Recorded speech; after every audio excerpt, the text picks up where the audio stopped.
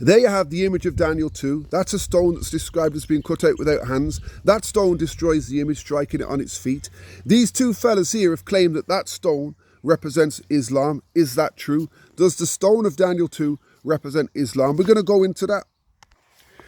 Each metal represents a kingdom. Not every major empire of history is represented. Only those which had a direct influence on the Most High's people from the time of Daniel. So let's get into which kingdoms are represented by the different metals, by the different materials. Head of gold, that's Babylon. That's Nebuchadnezzar and his kingdom. He's clearly told that the head of gold represents him and his kingdom. He is then told that another kingdom would come after him, an inferior kingdom, then a third kingdom.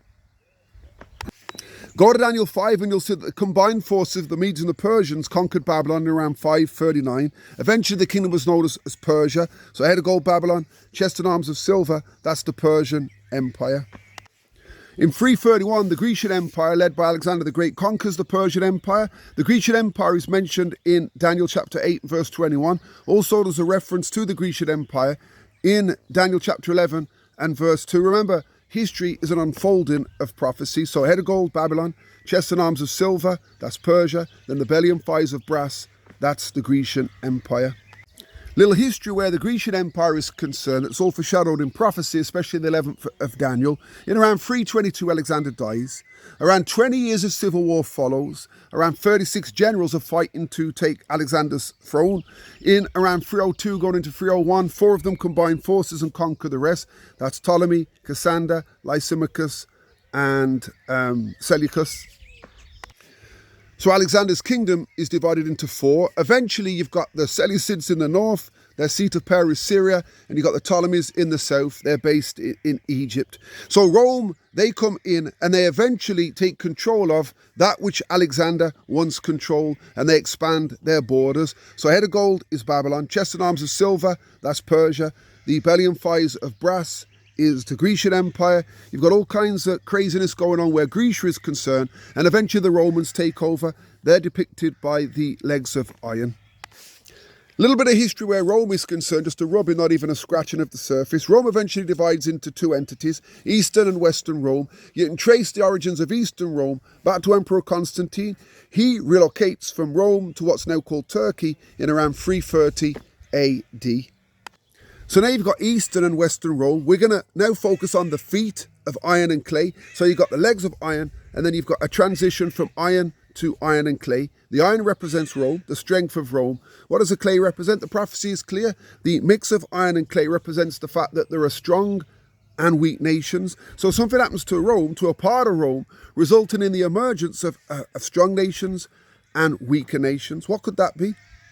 To understand the mixture of iron and clay better, and to better understand the mixture of nations that's depicted by the iron and clay, we're going to parallel Daniel 2 with Daniel 7, remembering that the beasts correspond with the different metals, the lion corresponds with the gold, and so on and so forth. So you've got the 4th beast that connects to the legs of iron.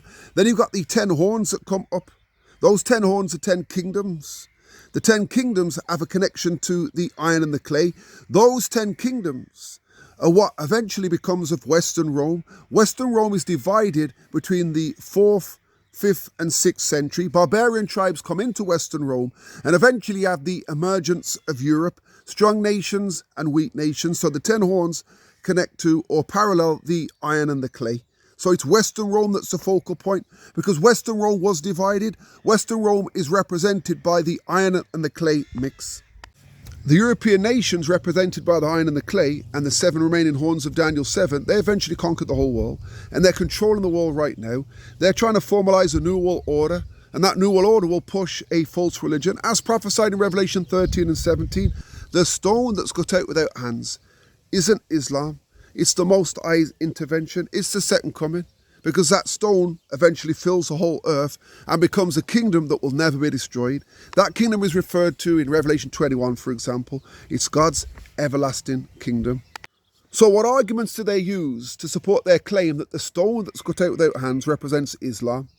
In the midst of the 15th century, the Eastern Roman Empire, the Byzantium Empire, falls to the Muslims. You've got the formalization of the Ottoman Empire. Here's your homework. Remember, the prophecy tells us that the stone fills the whole earth, subdues the whole earth, and that kingdom, represented by the stone, will never be destroyed. Here's your homework. Look into the history of the Ottoman Empire. Is it still around now? What happened to it? Did it fill the whole earth? There's your homework. And when you discover the truth about the Ottoman Empire and you connect that to the fulfillment of the prophecy pertaining to the stone, you'll see that the stone can't be Islam.